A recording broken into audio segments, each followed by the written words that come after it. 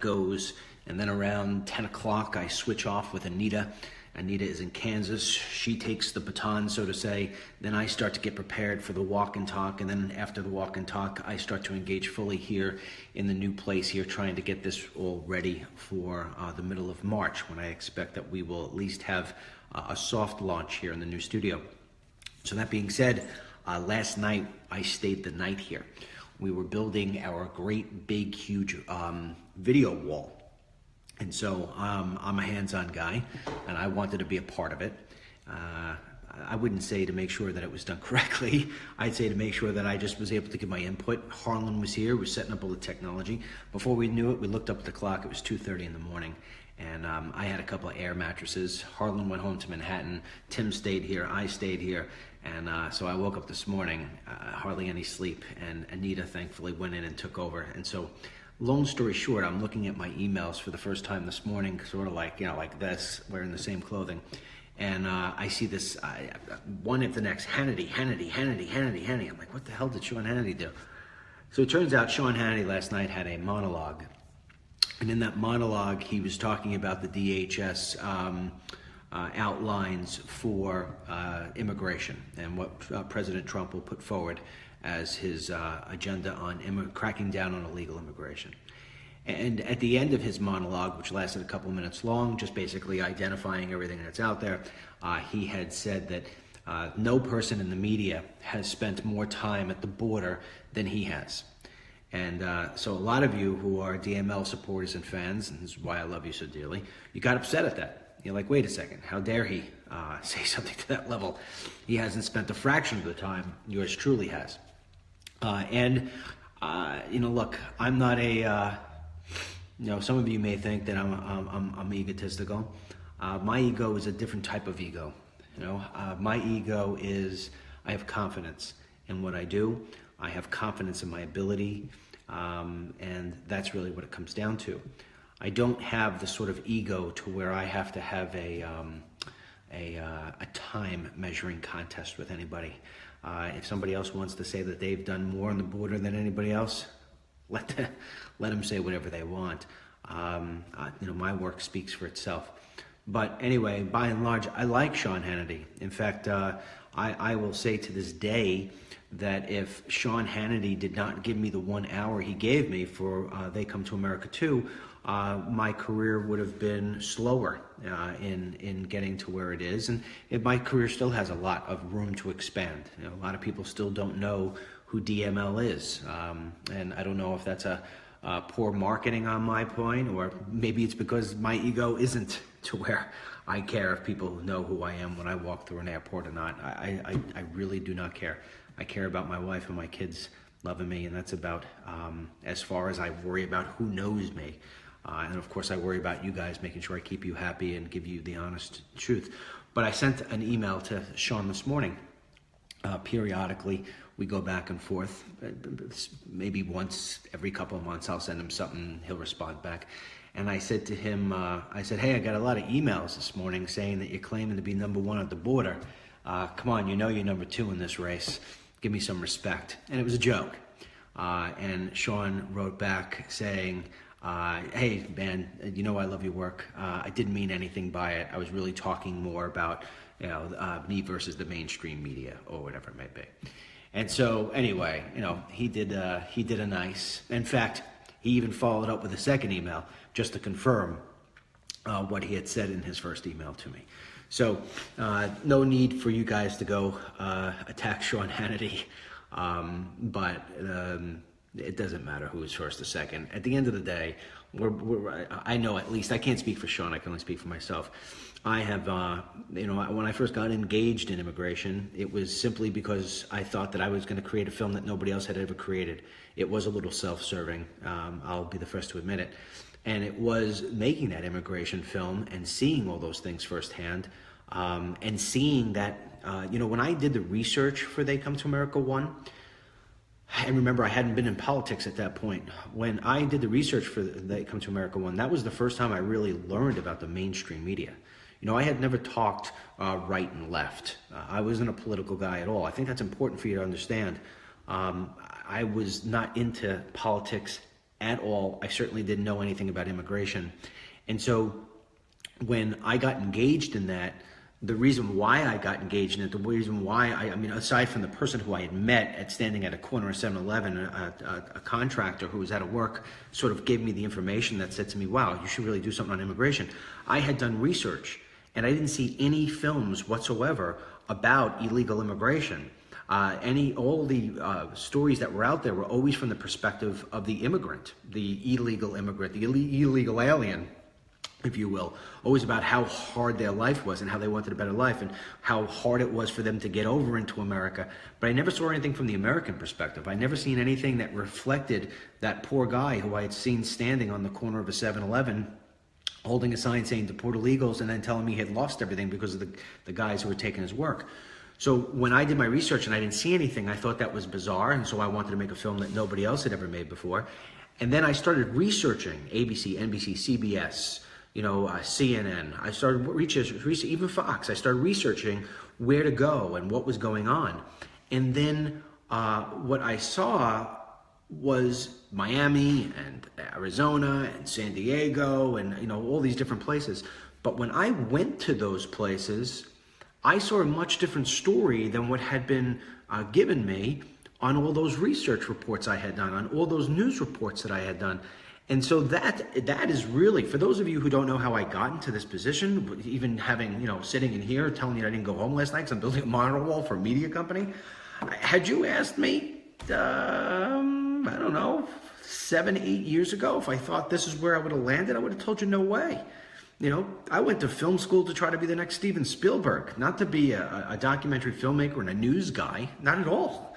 It's funny how the world works. But anyway, what wound up happening is that not only did I learn at that point that the mainstream media, and I consider Fox mainstream media. Fox doesn't consider itself mainstream media because they don't want to, but they are mainstream media. All right, so when you got two different things. I mean, we're going to cover a lot of stuff here, I guess, that I didn't even think so. You've got mainstream media and you've got elite media. That's really the same thing. Then you've got the liberal media, okay? So mainstream, I mean, let's not deny that Fox News is a big, huge name out there. They're elite, okay? They're elite. And so to try to pretend as if they're not part of that elitist group is ridiculous. And I said this morning in an email, I'm not watching Fox anymore. Periodically, I would watch Sean. Periodically, I would watch Tucker.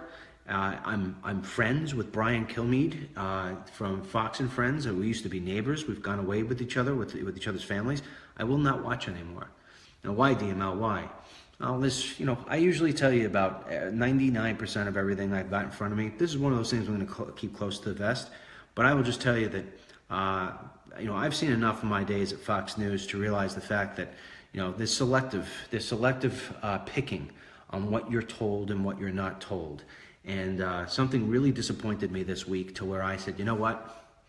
I'm done. I have no faith. I have no trust left. That's not to say that they put out fake news. But sometimes it's not about what you put out. It's what you don't put out, which says a lot about who you are, what you stand for, and what it is that you don't want to do. And, I think that Fox News takes the easy approach. I think they all take the easy approach. And, it's little guys like myself who take the hard approach, and we're the ones who get the least reward. We're not getting the advertisers who are spending $1 gazillion. We're fighting for every single penny that we get, every single dollar. But, I don't ever compromise my name. I don't ever compromise where I stand.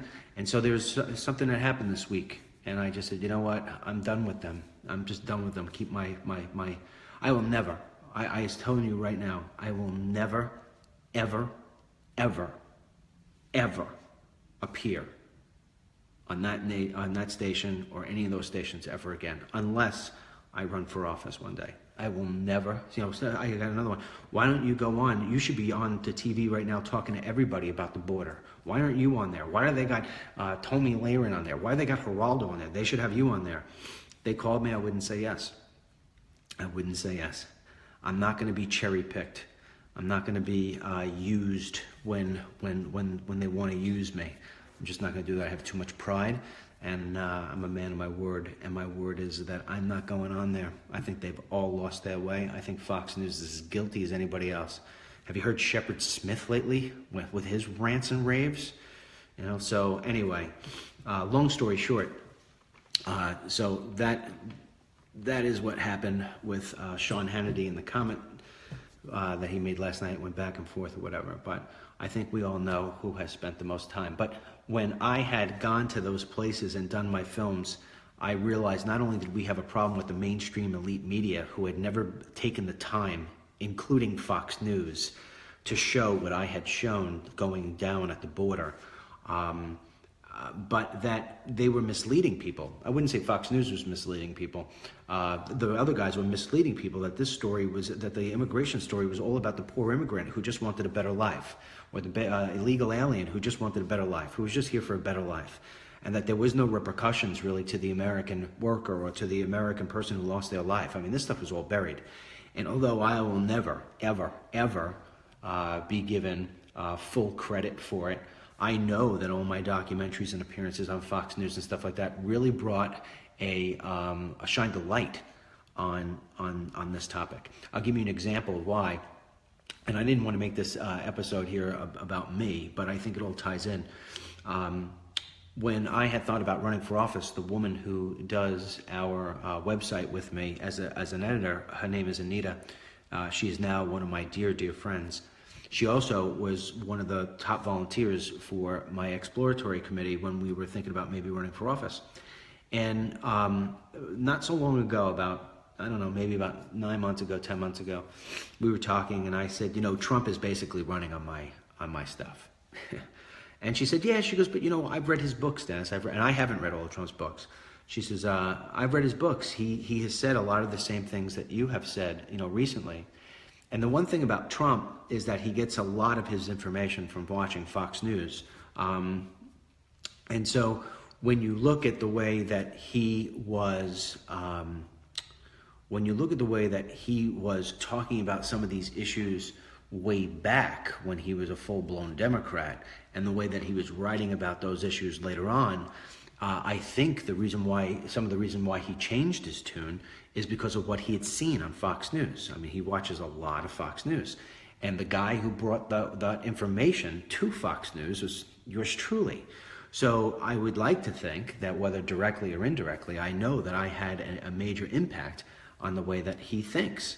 I know that one of my films had a major impact on trying to help stop that Gang of Eight bill that was up there a while ago. I know because I got phone calls from people in Congress saying our phones are going crazy with people watching your film, and it was after Hannity had put me on. So anyway, all those things coming together, you know, I like to think that when it comes to immigration, I pretty much have my finger on the pulse of what's going on. And what you watched yesterday with DHS and the memos is very encouraging on one degree. And on the other degree, it's sort of like, oh, wow, okay. We're actually going to enforce the laws. We're actually going to do what we're supposed to do. It's like, you know, I don't know. I guess we're supposed to congratulate everybody because they're finally going to do their job. I guess so. I guess there's something very important in that, in the sense that we've had too many presidents not enforcing it, not doing their job, and we've all been paying the price. I can tell you that from reading some of the stuff I read on here, that immigration groups, you know, who are pro-amnesty and who do everything they possibly can to harbor illegal aliens, they're in a panic. They're in a panic because they realize the fact that this is going forward. I mean, this is going forward. I just got a text from a friend of mine last night in Arizona who sent me a picture of a brand new fence. I don't know how that happened, but there's a brand new fence in a very, very bad area where people cross over all the time, where I've been in my movies. There is a new fence. And so stuff is happening that we don't even know about. I mean, I wouldn't even have known about that fence had I not been reported to from one of my dear friends. So when you look at, and raids, I mean, I can tell you here, where I live, not here in the estate, but back where I live, I mean, we are illegal alien central. My school district, before I moved into it, I think about, how many years ago now, 6 years ago? My school district 6 years ago had about anywhere, I think between 18 to 22 maybe % of Latino population, and the majority of them, required ESL services, which just there alone tells you that they're here illegally. And so, in those 6 years, we are now, I believe it's as high as 54%. And I mean, how do you go from 20% to 54%? Well, give or take a couple of digits either way. How do you go like that in 6 years? I'll tell you how you go like that in 6 years. There's 3 words: Barack Hussein Obama. That's how.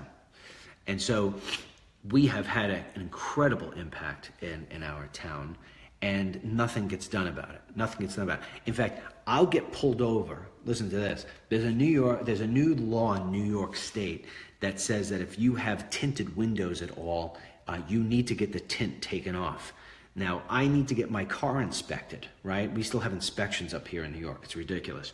I have a late model Mercedes-Benz 2004. It's got like 110,000 miles on it. I mean, you look at it, you'd be like, "Oh, DML's doing great." It's got 110,000 miles on it, and it's 12 years old. But I went to go get it inspected. They won't inspect my car. I said, "Why, man? I keep this thing like running like a top. What's wrong with it?" "Oh, your windows are slightly," and when I say tinted, slightly tinted, to where you could see, if I was picking my nose, you'd be able to tell. So I'm like, wait a second. You're not going to give me my inspection? Well, I'm not grandfathered into this? No, you got to take your tint off. I said, you know what? Give me the tickets. I've been driving around with the inspection. I'm not getting the tint taken off. Give me the ticket. This is crazy. I'm going to go spend how much money to get these things taken off? It's nuts. So the cops are going to pull me over for that and take time to give me a ticket for that. But meanwhile, if you go up, and I love cops, all right? But meanwhile, if you go a mile from where I am and you go to the train station, at any given day, you've got 40 day laborers standing out there like they're prostitutes, soliciting themselves for day labor, and you got guys coming up, picking them up, and giving them cash under the table, and they ain't going to do anything about that, but they're going to nail me. Well, what has happened since Trump has taken office, and these are little things that we don't hear about in the national news, but they're very significant because they allow you to know that things are happening. When you've got guys driving under the influence without licenses, nothing used to really be done about it. Now, they're being turned over to ICE. So we just had a thing in my town where they're handing people over now to ICE. This is music to my ears. This is the way that things start to improve. Unfortunately, it's going to take a lot of time to get to where we need to be with this. And this is why I tell you time and time and time again, not going to be able to make America great again in 4 years. This is something that's going to take time. I mean, look at the travel ban and how much resistance he's gotten with that. And now the new conversation is the wall. Oh, it's going to cost too much. It's going to cost too much. Oh, I got to make a note to myself. I got to bring this one thing up I saw last night. So that woman about, So anyway, this is going to take time. And so I'm seeing the small little improvements where I live. And I think that when the DHS now starts to enforce these things, that will be one wave of now scaring people. And I don't mean to scare people in a way that's inhumane, but scaring people sort of in the same way that I get scared that every single day moves a little closer to April 15th and I haven't downloaded my taxes yet. You know what I mean? So that kind of scare. So when you look, I think this is the sort of scare that's going to help some of these people self-deport. I think that's what the government and what Trump and what his administration, they won't say it on television. They shouldn't say it on television. It's very bad sound bites. And we got to play the sound bites, because if they give them the sound bites, you give them that sound bite, that they're going to run with it all day long. So President Trump, don't say it. Don't say self-deport. But they will. They'll start to self-deport. Now, if we really want to see these people go home, and this is what the DHS report didn't, from what I can ascertain, it's still my number one thing for getting these people to go home. Still hasn't been addressed yet. You got to cut off the magnet, man. You got to cut off the magnet. For as long as these people can continue to get jobs, for as long as they continue to get here and get, as long as they can continue to get money, one shape, way, or form, or another, they're going to stay. They're going to stay at least longer than we want them to stay. And that's not because we don't like people. It's because we just want our laws to be enforced, and we want people to pay for what they're supposed to be paying for. I don't want to be paying for anybody. I want to address a couple things here. Clips that were sent to me. DML, you got to run with this clip. DML, you got to run with this clip.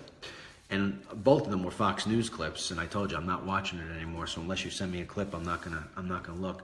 But there were two clips last night that what they wanted to say. Number one was Geraldo Rivera telling Sean Hannity that per capita that illegal aliens actually cause less crimes than Americans do, and therefore there's an argument that says communities with more illegal aliens in them would have less crime. That has got to be the most stupidest comment I've ever heard out of Geraldo Rivera, and that is really, really, really, really hard to top because he says a lot of stupid things. So let me get this right, Geraldo. I got 2 American guys who commit a murder in a town, and I got 1 illegal alien that commits a murder in a town. I've got 3 murders. According to my math, if I were to take away that illegal alien, I'd have 2 murders. Thus, let's take away the illegal alien. Okay? You could say, well, let's add more illegal aliens and we'll have, per capita. Okay, what does that mean? That mean for every 1 killer, that means I'm going to have 2 other killers? I mean, come on, Geraldo. What kind of stupidity is that? You know where guys like Geraldo would be crying his eyes out if his precious daughter were to be raped, killed, hurt by an illegal alien. Then you'd hear that guy be on there saying, I don't care what the per capita thing is. If there's 2 American killers in there, let's address with those 2. Why do I need a 3rd? Exactly, Geraldo. Let's not forget, Geraldo, when there was a terror attack in Paris last year and your daughter was in Paris, how it was that you were frantic on the phone, right? Oh my God, my daughter, she's within a couple of miles of that whole place. I have to get on a plane right now. Yeah, because you know why, Geraldo? Because you were now in the victim pool, although your daughter wasn't even scratched, but you were in the victim pool. It affected you, and suddenly it mattered. Suddenly we had to crack down on terrorists. Yeah, so it's not until something happens to these professional experts that they actually want to dive in. But the best one was a clip I got last night. Apparently, Martha McCallum held a town hall of some kind in Florida, and I think immigration was a big conversation. And there's this woman, I can't recall what her name is, but she is a reporter for a small-time Latino-based network. And she got on, they were talking about solving the problem, and one guy was up there saying, I want the wall, we need the wall. And this woman said that we didn't need the wall, that it was ridiculous to have the wall, and that we're never really addressing the core issue. And I'm like, she's gonna say, hold, employers accountable. Now, according to her, these are the people who report on television, by the way, okay? According to her, the way to solve the problem is for Donald J. Trump, businessman, to travel down and do something. I don't know what the something is. She didn't identify it, not in the clip I saw anyway. But that the real problem is Honduras and Guatemala and El Salvador. That Trump should invest money, your money, in those 3 countries and to solve those 3 countries. Because if we could fix those 3 countries, the people won't come. And then she used Nicaragua as an example. And I said, you want to know why I don't watch Fox News anymore? There's one reason why. They'll put that absolute banana head on there to give, let's fix the 3rd world countries. Let's take Dennis Lynch's and Denise Folsey's and Evie Shuby's. Let's take Tony Olivier's money and send it down to fix Guatemala. And then the illegal immigration problem will be solved. Yeah, this is who they're putting on television. Yeah. This chick is on, she's on O'Reilly Factor all the time. Yeah. She wanted to get, her claim to fame is she wanted to get an interview with the president, and the president blew her off, and she crybabied about it because she's a Latino. And then she got her wish granted. Yeah, we should all cry. Yeah. Anyway, that's not how you solve the problem, okay? Because the fact of the matter is that if you watch They Come to America 3, you'll see I do the analysis on this.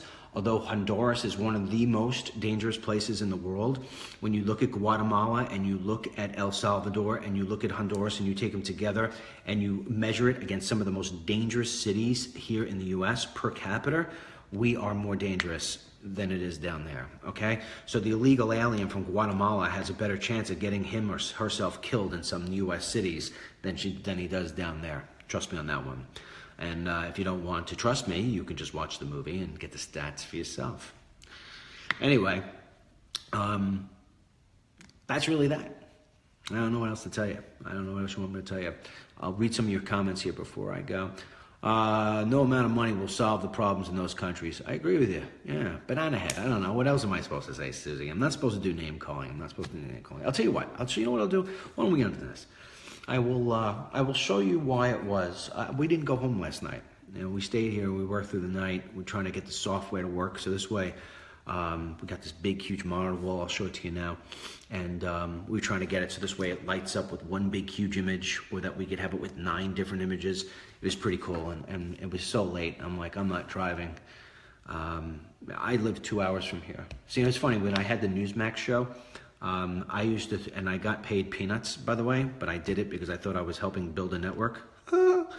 I used to drive, it took me 3 hours there and 3 hours home every single day. 6 hours I did that. Well, and number one show, that's what you get, right? But 6 hours. So when we were gonna open up a New York studio again, I said, boy, this has gotta be a perfect studio for me to go do this again. And that's why we wound up I changed my mind. I said, let's do something different. Let's do the estate. Let's do something different to where we're doing something nobody else is doing before. Also helps me cut down 2 hours out of my day. I mean, I still got a 2 hour ride here and a 2 hour ride home. And oh, by the way, I won't have to burn money on hotel rooms on nights when I stay late, because New York hotel rooms are about $350 a night. And I figured that would be $3,500 that I would be burning if I stayed 10 times a month, which is pretty accurate. So here, I don't know, I just throw down, you want to see where I slept? You want me to show you where I slept last night? All right, I'll show you where I slept last night. I'll show you where I slept last night, and I'll show you the monitor wall, although it's not going to be lit up. Hold on one second. Let me unconnect the power. Okay. Oh, boy. Oh, I'm achy, man. Oh, why achy, DML? I slept on this air mattress. Yep, no sheets. Let me see here. Let me see if I can. Oh, yeah, here we go. Hold on. Right. So I slept in our editing room. So there you go. That's it. Yours truly. All right. Thank goodness. Oh, look at this. Miss Mary got me a pillow. It came in yesterday from Amazon. Perfect timing. Yeah. So this thing's pretty cool. It's electric. It blows up. Yep. So I tried sleeping on this. It was horrible. Yep. No PJs, nothing. Let's see. Where is he? Where's Timmy? There he is. Hold on. Where is Timmy? Where's Timmy? Hey. There he is. Check that thing out. Huh? Oh, would you take one down? Yeah. Why? It didn't fit right. Didn't fit right. I had it perfect. These young kids. Took down one of my mom. We spent all night. So check this thing out, right? See that? There you guys. There you go. Check this thing out. Humongous. Isn't that cool? Let me see. Why'd you take it down? How are you going to get that back up? Now we got to do it again? All right, well, he's making it perfect. He's trying to make it perfect. I don't know, Tim. It looks like I got to get back into it. I know I need you. Yeah, I know you need me. All right. I'll be with you in a second, Tim. I don't know why he took it down. Why did he take it down? Here, one more time. Yeah. Sean Hannity ain't sleeping on the air mattress at Fox News, let me tell you. No, he's getting a limousine picking him up and going back and forth. No limousines for DML. No. No limousines. Sleeping on the air mattress. 47 and a half years old, sleeping on air mattresses. I wonder if I'm making it more difficult for myself than I have to. DML, I would like to know your views on what is, oh my God, it goes so fast. I am getting sick and tired of these protesters. Me too. Start randomly doing business to businesses. I don't know. Get the airy thing gone. Buy a bed. Give them a break, DML. No, I have to now go put that up now. It's like starting all over again. It was so late last night you thought it was perfect. Yeah, you might be right. We're going to use that wall for monitors for. There's not good news stations out there.